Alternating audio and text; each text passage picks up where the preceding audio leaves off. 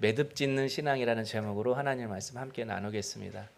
바울은 지금 3차에 걸친 모든 전도 여행을 마치고 예루살렘으로 향하는 배를 탔습니다. 그런데 배를 타고 가는 도중에 구브로 섬이 보이기 시작했습니다. 3절에 보면 구브로를 바라보고 이를 왼편에 두고 수리아로 항해하여, 사도행전 저자 누가는 이 구브로 섬이 나타나서 사라져 가는 것까지 생생하게 기록하고 있습니다. 이 말은 바울이 이 구브로 섬이 사라질 때까지 바라보았다라는 것입니다. 그런데 이 구브로 섬이 길이가 200km나 되는 긴 섬입니다. 그래서 최소 만 하루 정도는 바울이 이 구브로 섬을 계속 바라보았을 것입니다. 성도 여러분, 바울은 왜 이 구브로 섬을 자신의 시야에서 사라질 때까지 계속 바라보았을까요? 구브로 섬은 바울이 바나바와 함께 전도 여행을 시작했을 때 첫 번째 전도 여행지였습니다. 그런데 약 13년에 걸친 세 번의 전도 여행을 매듭지고 예루살렘으로 향하는 그 바울 앞에 맨 처음 전도를 시작했던 이 구브로 섬이 다시 나타난 것입니다. 그러니 감회가 새롭지 않겠습니까? 그러나 하나님을 믿는 자녀에게 결코 우연은 없다라는 것을 우리가 믿는다면 바울이 전도 여행의 시작점이었던 이 구브로 섬을 그 전도 여행의 마지막 순간에 다시 보게 된 것은 결코 우연이 아닙니다.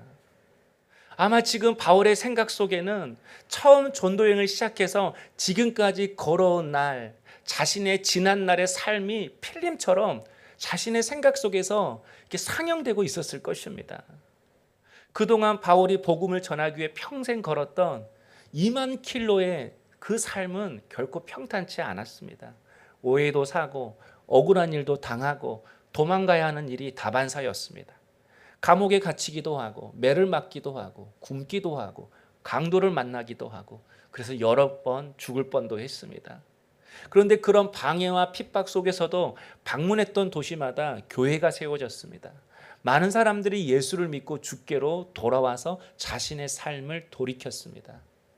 자신의 힘으로 도저히 할 수 없는 일들이 이루어졌습니다. 자신의 연약한 몸으로 할 수 없는 일들이, 열매들이 맺히게 되었습니다. 그 순간 바울이 깨달은 것은 오직 한 가지였을 것 같아요. 바로 하나님이 하셨다, 이 고백입니다. 사도행전 20장 22절을 보면 바울이 내가 여기까지 올 수 있었던 그 이유에 대해서 이렇게 말씀했습니다. 내가 성령에 매여서 여기까지 왔다라는 거죠. 아마 지금도 똑같은 마음이지 않았을까요?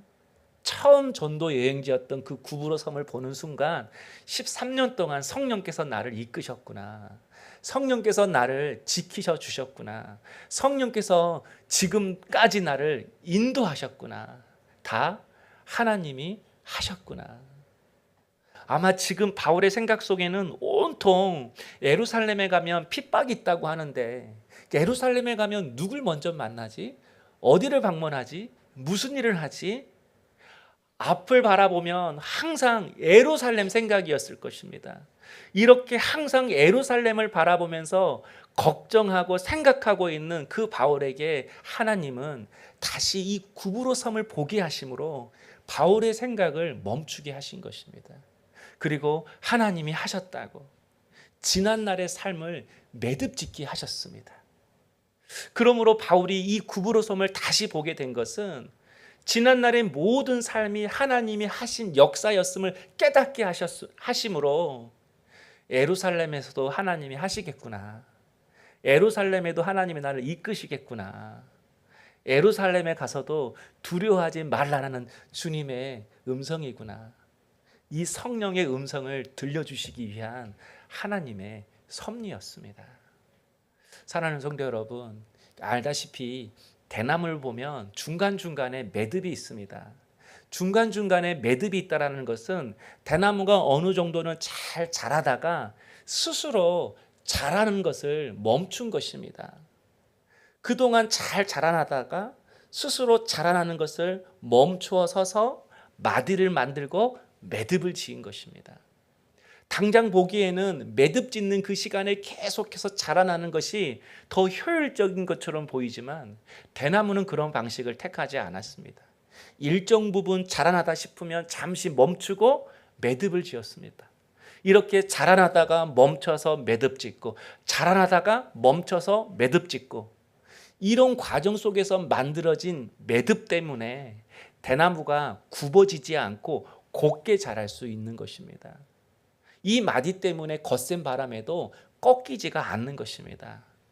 만약 대나무가 매듭 없이 계속해서 앞만 보고 하늘을 향해서 자라나기만 했다면 우리 주변에 흔히 보이는 갈대처럼 바람에 이리저리 흔들리며 적당한 높이에서 자라는 것을 멈추었을 것입니다. 이처럼 우리 인생에도 매듭이 중요합니다. 우리가 앞을 바라보며 달려가는 것도 중요하지만 때로는 앞을 향하는 우리의 걸음을 잠시 멈춰서 지난날 우리의 삶을 되돌아보는 것입니다. 그리고 살아왔던 우리의 삶을 믿음의 관점에서 다시 해석해 보는 것이죠. 지난 시간 속에서 나는 정말 하나님의 뜻대로 살아왔는가? 하나님을 의지하고 신뢰하며 살아왔는가? 나에게 왜 이런 고난이 찾아왔는가? 누구 때문에 내가 여기까지 왔는가? 신앙으로 해석하는 시간이 있어야 합니다.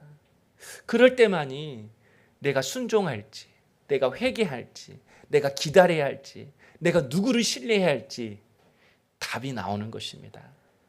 그럴 때만이 대나무처럼 우리의 인생도 곧게 걸어갈 수가 있는 것입니다.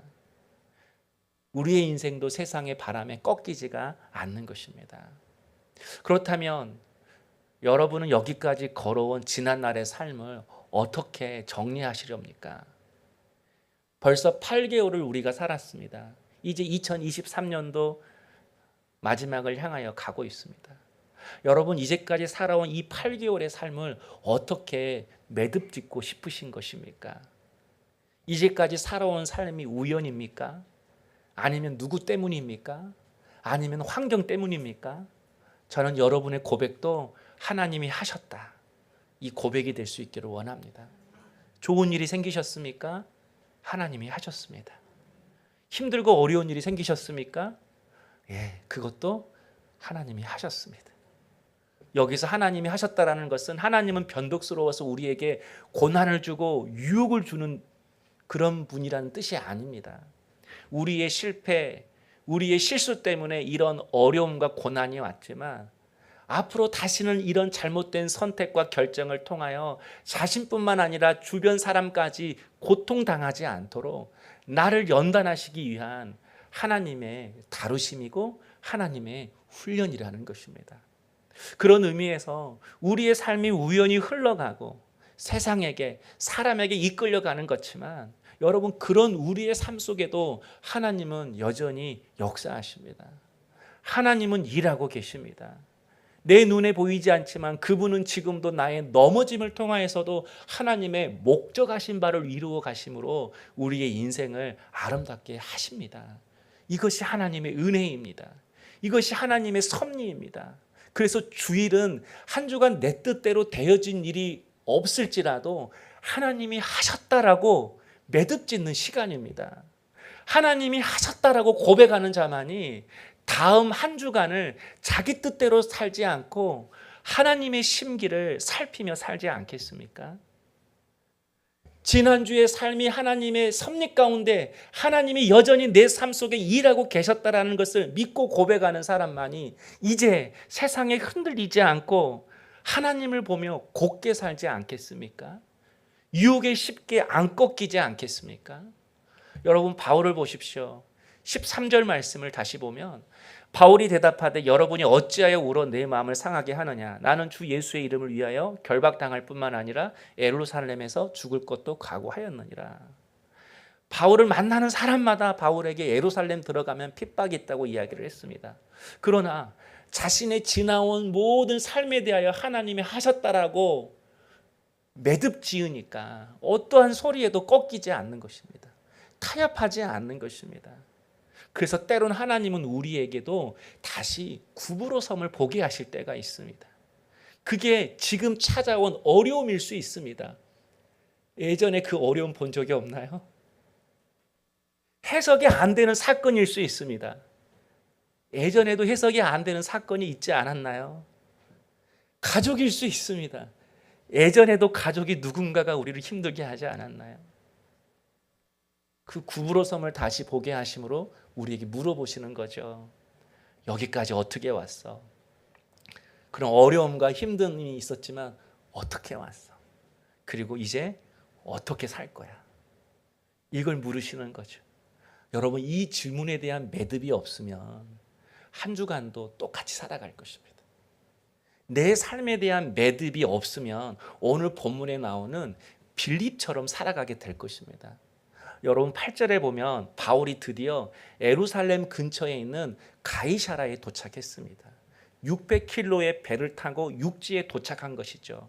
그때 빌립이 바울과 그의 일행을 자기 집으로 모십니다. 여러분, 빌립이 어떤 사람이죠? 예루살렘 교회의 초대 7 집사 중에 한 명입니다. 30년 전 예루살렘 교회에 무서운 핍박이 왔을 때 남들은 피가 섞인 더러운 동네라고 다 외면했는데 그 동네, 바로 사마리아 동네로 가서 처음으로 복음을 전했던 사람입니다. 그 사마리아 동네에서 복음을 잘 전하고 있는데 성령께서 갑자기 70킬로나 떨어진 광야로 가서 복음을 전하라고 할 때 아무 말 하지 않고 모든 일을 내려놓고 즉각 광야로 가서 에디오피아 장관에게 복음을 주고 세례를 준 사람이 빌립입니다. 이처럼 젊은 시절 빌립은 어슬렁어슬렁 살지 않았습니다. 주님의 이끄심이 한 번도 거절한 적이 없었던 사람입니다. 바울처럼 성령에 매여 사는 사람이었습니다. 그런데 여러분, 오늘 본문의 10절에 보면 이 바울이 머물고 있는 이 빌립의 집에 아가보라는 선지자가 찾아옵니다. 그런데 이 아가보도 예루살렘에 가면 고난이 있을 거라고 바울에게 예언을 해주면서 그 예루살렘에 가지 말라고 충고를 합니다. 얼마나 자신이 선명하게 환상으로 보았던지 자신이 직접 밧줄을 가지고 바울 선생님, 당신 이렇게 묶여서 예루살렘에서 고난당할 거예요 라고 보여주었습니다. 그러자 12절에 보면요, 우리가 그 말을 듣고 그곳 사람들과 더불어 바울에게 예루살렘으로 올라가지 말라 고나니 빌립의 집에 있는 모든 사람들이 이 아가보 선지자의 예언을 듣고 바울을 만류하는 것입니다. 여러분, 바울의 집에 있는 모든 사람이라면 거기에는 이제까지 바울과 함께 길을 걸었던 바울의 일행들도 있었습니다. 더 중요한 것은 거기에 빌립도 있었다라는 거예요. 빌립도 바울을 만류했다라는 거예요. 여러분, 예전에 빌립이었다면 아가보가 그렇게 예언을 했어도 야, 나도 그 사마리아 동네에 들어가서 복음을 전했어. 그 광야로 가서 그 한 명 보고 내가 복음을 전했어 라고 바울을 응원했을 겁니다. 바울을 따라 나섰을 것입니다. 그런데 이제 빌립은 바울을 만류하고 있습니다. 오늘 본문에 그냥 빌립이라 하지 않고 무슨 빌립이라고 말해요? 전도자 빌립. 여러분, 전도자 빌립이 전도의 소명을 다하려고 하는 바울의 앞길을 가로막고 있습니다. 그럴 수 있습니다. 믿음의 사람 아무개가 믿음으로 살려고 하는 사람들을 막을 수가 있습니다.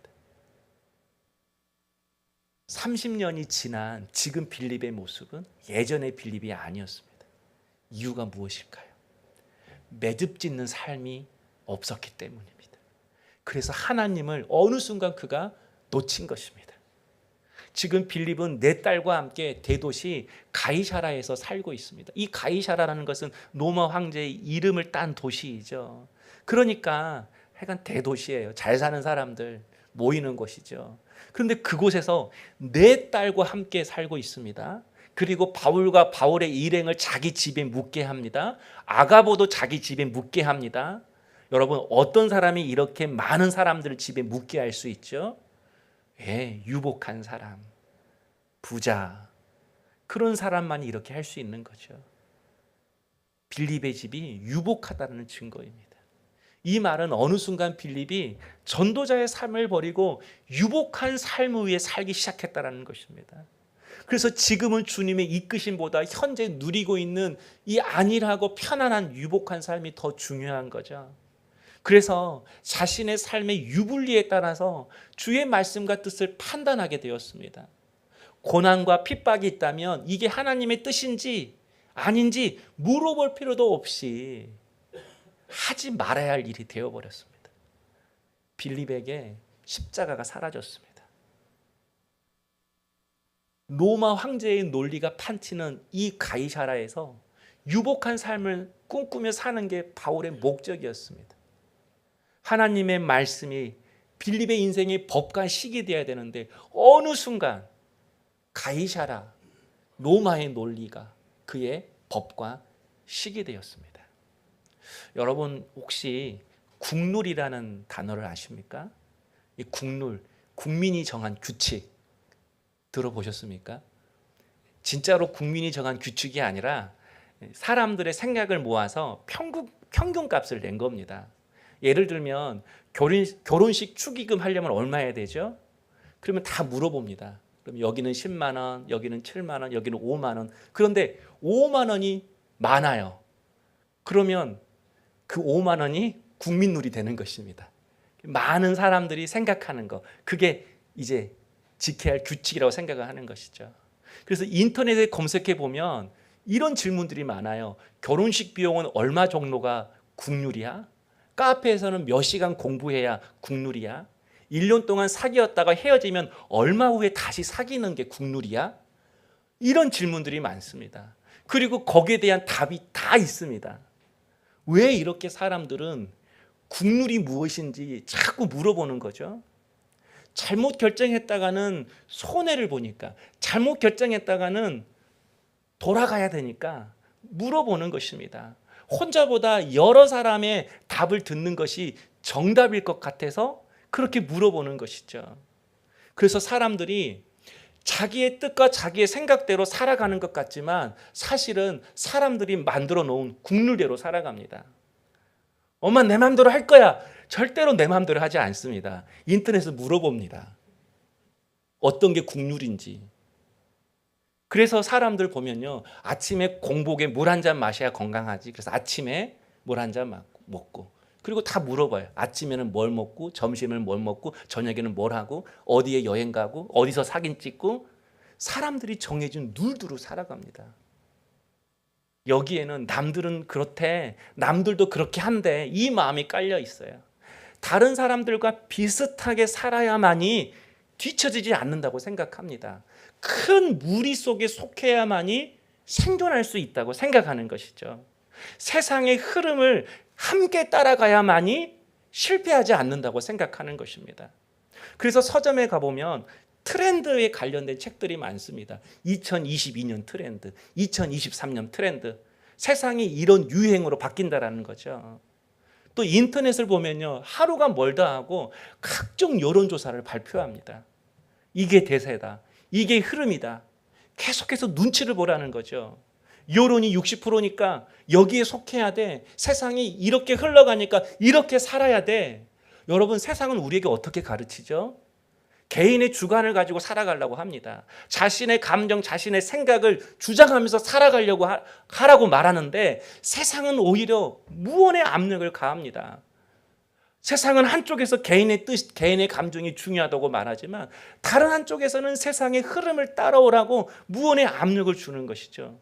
여러분, 그래서 세상이 모순인 것입니다. 세상이 내게 정답을 주는 것 같지만 절대 그렇지 않습니다.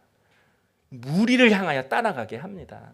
그래서 아무 생각 없이 세상을 따라가면 망하게 되어 있습니다. 여러분, 요즘 청년들이 자주 쓰는 말이 있어요. 플렉스하다라는 말이 있어요. 이 플렉스라는 이 단어의 뜻이 뽐내다, 그런 뜻이거든요. 옛날 어르신들 말로는 가오잡다, 이런 뜻이에요. 한 번 살지 두 번 사냐? 한 번 사는 인생 뽐내고 살아야지. 그래서 월급 타면 한꺼번에 옷을 사고 여행을 갑니다. 그래서 나 플렉스 했다, 이런 말을 해요. 나 한번 가오 있게 뽐내고 살았다. 그런데 여러분, 이렇게 살려고 하니까 뭐가 필요하죠? 돈이 필요합니다. 그래서 청년들이 여러 가지 일을 합니다. 여러 가지 일을 한다고 해서 엔잡이라는 단어가 또 유행입니다. 이것저것 일을 하다 보니까 수중에 뭐가 생기죠? 돈이 생깁니다. 돈이 막 모아지는 거예요. 그때 어떤 생각이 드냐면, 야, 순간 빨리 돈을 모아서 빨리 은퇴하자. 그래서 노년을 재밌게 살자. 이런 사람을 파이어족이라고 합니다. 예. 그래서 한순간에 돈을 버는 방법을 생각하는 거죠. 그래서 영혼까지 끌어모아서 돈을 투자하는 거예요. 그 영끌이라고 하죠. 영혼까지 끌어모았다. 영혼까지 끌어모은 돈을 주식에, 코인에 이것저것 다 투자를 합니다. 그런데 여러분, 그 결과가 무엇인지 아십니까? 마지막 단어가 있어요. 짠테크. 망해서 짜게 살아가는 거죠. 청년들이 지금 그런 인생을 살아가고 있습니다.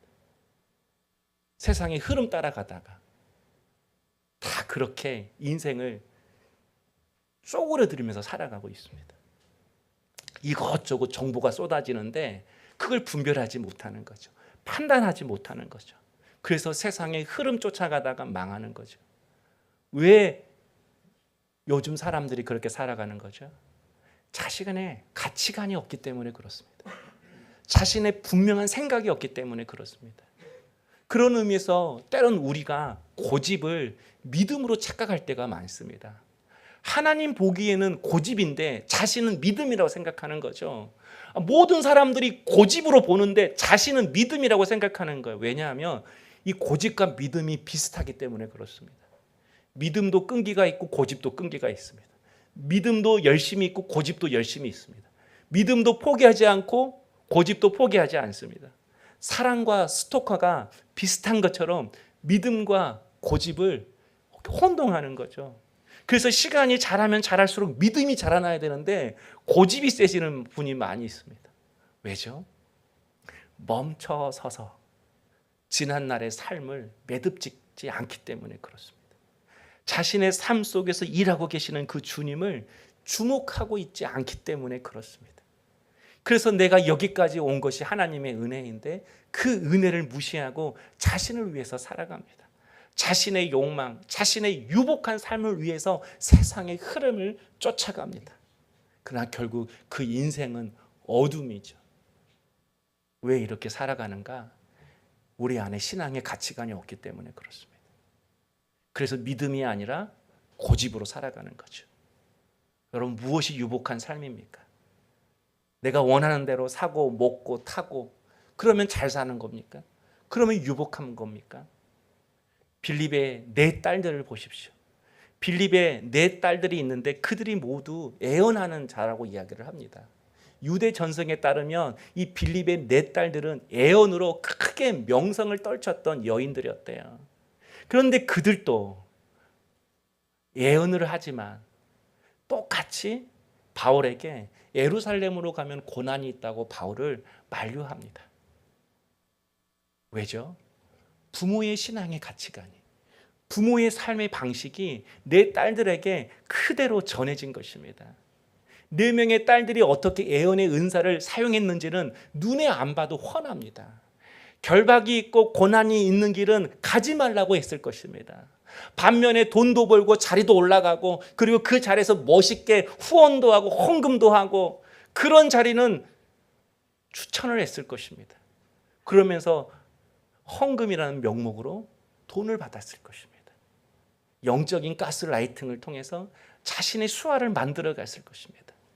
부모의 잘못된 신앙이 자녀들에게 그대로 전수된 것입니다. 우리의 자녀들이 세상에는 싫어도 해야 할 일이 있고 하고 싶어도 참아야 할 일이 있음에도 그것을 배워야 함에도 아이들에게 잘못된 사랑, 잘못된 삶의 적용을 심어주는 것입니다.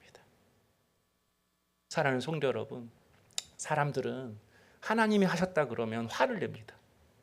그럼 배신당한 것도 손해본 것도 내가 아픈 것도 다 하나님이 하신 겁니까? 그렇게 말합니다. 그러나 여러분, 하나님의 섭리를 믿지 않으면 우리의 삶에 해석되는 것이 너무나도 많습니다. 여러분, 그 사람과 왜 결혼했습니까? 왜 직장에 다니십니까? 왜 그 일을 하고 있으십니까? 무엇 때문에 그런 병을 가지게 되었습니까? 무엇 때문에 실패했습니까? 무엇 때문에 이 사람을 만나서 결혼한 것입니까? 이 모든 질문에 대해서 여러분 어떻게 해석하시렵니까? 어떻게 여러분은 여러분의 인생에서 답을 얻으시렵니까? 인생에 대한 답이 없으니까 바쁘게 사는 거 아닙니까? 인생에 대한 답이 없으니까 너 때문에 이렇게 되었다고 남에게 원망하고 탓하며 싸우는 거 아닙니까? 내 삶이 해석이 안 되니까 절망하며 사는 거 아닙니까? 내 삶이 해석이 안 되니까 여러분 세상과 적당히 타협하며 사는 것이 아닙니까? 하나님이 내 모든 일 뒤에 계시고 가장 좋은 것을 주기 위해 그분은 아직도 내 눈에 보이지 않지만 신실하게 일하고 계심을 믿는 자만이 여러분 남을 원망하지 않습니다. 세상을 탓하지 않습니다. 하나님이 하셨다고 믿는 자만이 오늘도 그 하나님을 붙잡고 다시 살겠다고, 다시 살려내겠다고 일어서는 것입니다. 여러분 삶의 고난이 나 때문에 찾아왔다고 해서 나에게 사실 답이 있는 건 아닙니다. 이 능력이 있어야죠. 환경이 도와줘야죠. 너 때문에, 당신 때문에 이런 어려움이 찾아왔다고 누구를 원망해도 그 사람에게 사실 답이 없습니다. 그 마음을 하나님이 열어주셔야 합니다. 그 마음의 의지를 붙들어 주셔야 합니다. 새롭게 살 수 있도록 모든 환경과 형편을 하나님이 도와주셔야 합니다. 내게 문제가 있든 남의 문제가 있든 우리를 살리실 분은 하나님이십니다. 그러므로 우리 모두 인생의 매듭을 잘 지으십시다. 하나님이 하셨다고 고백하신다면 믿음이 아닌 고집으로 살아왔던 나의 삶을 회개하십시다. 하나님이 아닌 사람과 돈을 의지했다면 우리 회개하십시다. 이해할 수 없고 해석할 수 없는 사건이 내 인생에서 벌어졌다면 우리 그 일도 하나님이 허락하셨다라는 것을 인정하면서 그 일을 통하여서도 내 인생 가운데 당신의 일을 이루어 가시는 그 하나님의 놀라운 지혜와 섭리를 우리 믿으면서 그분을 의지하십시다. 그래서 내게 주어진 모든 환경이 나의 믿음을 더욱 자라나게 하는 믿음의 기회로 삼으십시다. 우리 지난날 잘못된 삶의 태도와 가치관을 버리고 이제는 내 삶 속에서 일하시는 그 주님을 내 인생의 푯대로 삼고 새로운 삶을 살아가십시다. 그래서 대나무처럼 세상에 꺾이지 않고 우리 예수님처럼 곧게 주의 길을 걸어가며 곧게 주님만 바라보며 걸어가는 우리의 뒷모습을 우리 자녀들에게 보여주며 사십시다. 우리 기도하겠습니다. 성도 여러분,